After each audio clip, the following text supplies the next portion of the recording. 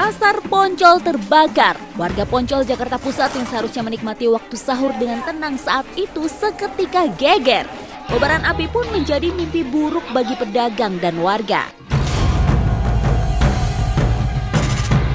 Tak hanya menghancurkan barang dagangan dan lapak-lapak yang ada, kebakaran juga merobohkan harapan pedagang yang bertahun-tahun menjadikan pasar ini nafkah mereka. Terlebih menjelang momen Lebaran, para pedagang seharusnya sudah bersiap menyambut kerumunan pembeli.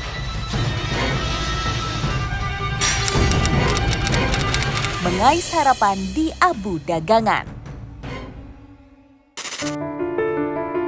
Hanya tumpukan arang dan debu yang tersisa di lokasi kebakaran saat tim titik target datang ke lokasi kebakaran ini.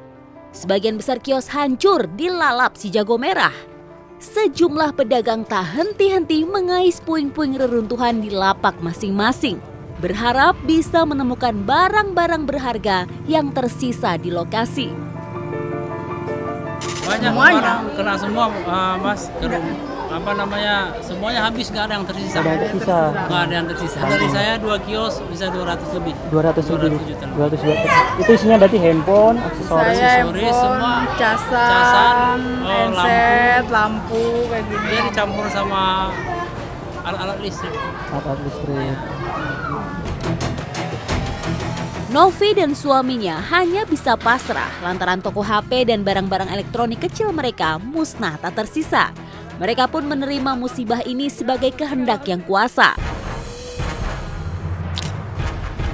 Para pedagang umumnya tak tahu bagaimana melanjutkan langkah esok hari. Pasalnya, kios-kios yang terbakar ini satu-satunya mata pencaharian mereka. Ya kurang tahu juga ya. Iya, ini aja masih bingung. Kurang tahu juga. Buat modal, buat modal lagi nih. Gitu.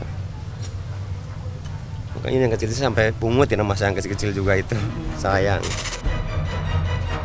Beberapa spare part sisa barang-barang elektronik yang terbakar masih bisa dimanfaatkan. Meskipun nilainya tak seberapa, namun setidaknya Roy dan para pedagang lainnya bisa memanfaatkannya untuk kebutuhan sehari-hari mereka. Ya gimana ya, namanya kita musibah mau diapain gitu. Itu kan musibah namanya. Kita mau nangis-nangis, siapa yang mau ngasih biarpun kita nangis juga. Tak hanya para pemilik kios yang merasakan dampaknya, sebuah rumah kos yang berada di tengah-tengah pasar juga mengalami hal yang sama. Meski tak terbakar seluruhnya, namun beberapa peralatan mereka tak luput dari sambaran api. Beberapa komponen AC meledak dan terbakar.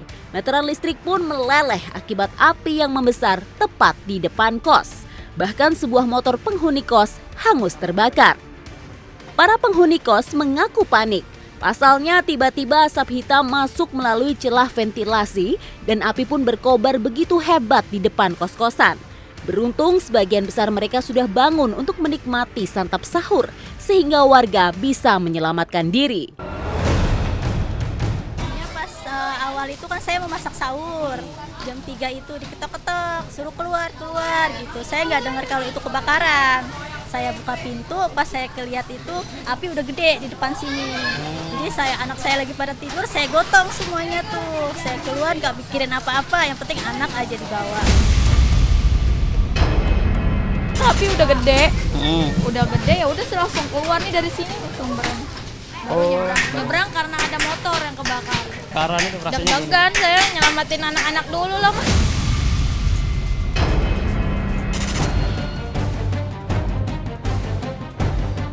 Bila sebagian besar warga panik dan mencoba menyelamatkan keluarganya, Nur, pemilik warung di seberang pasar, hanya bisa pasrah. Meski api yang sangat besar ditambah dengan angin yang cukup kencang sempat menyambar atap warungnya, wanita pengidap stroke ini pun tak bisa berbuat apa-apa. Hanya mulutnya yang tak berhenti berdoa, memohon pertolongan Sang Kuasa. Ya gimana, kita juga keadaan lagi sakit stroke, juga jalan nggak ini ya duduk aja, takut ya gemeter. Namanya udah di belakang rumah kan ngeri juga gitu.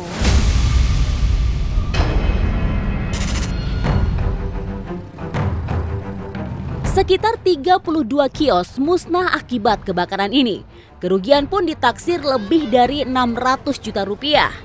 Warga dan pemilik kios menduga bahwa sumber kebakaran berasal dari korsleting listrik oleh alat elektronik.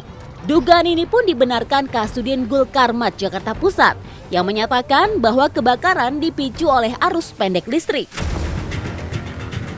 Ini masih kami duga ya, adanya arus pendek di salah satu kios yang di dalam ya, hingga terjadi kebakaran. Kemudian kendala kami, kios-kios ini rapat-rapat gitu ya, rapat-rapat dan bahan yang mudah terbakar ya, sehingga cepat terjadi perambatan di lokasi ini. Dugaan arus pendek sebagai penyebab kebakaran ini memang beralasan. Pasalnya, sebagian besar kios yang terdampak kebakaran adalah toko elektronik dan kios-kios pakaian yang berdekatan. Meski demikian, belum bisa dipastikan di mana sebenar titik api berasal. Ada yang mengatakan bahwa api berasal dari kios pakaian, dan ada juga yang menyatakan berasal dari toko elektronik. Katanya kalau awalnya katanya sih korsleting listrik, Bang. Itu di bagian mana ya? Di tengah-tengah. Tapi kios mananya saya nggak tahu. Sumbernya dari mana sih, Mbak? Dari sini ya? Dari sini. Ini apa yang dijualan apa, Mbak? Di bagian mana sih, Bu? Bagian tengah Bagian tengah yang pakaian-pakaian. Yang HP itu. Menurut Ibu itu dari apa sih, Bu? Dari HP, ngecas HP sama itu loh katanya raket. HP sama raket nyamuk. Ya karena satu mungkin orang karena mengecas HP, kadang-kadang pedagang lupa matikan listrik, bisa juga. Ya karena bangunan ini terus terang udah tua, karena bangunan ini dari tahun 88 dibangun. Karena yang sudah dibangun ini cuma awning aja.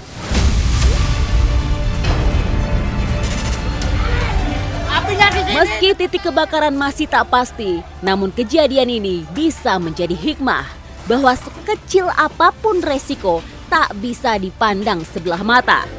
Dan selalulah waspada karena musibah datang tanpa kita tahu kapan menghampiri.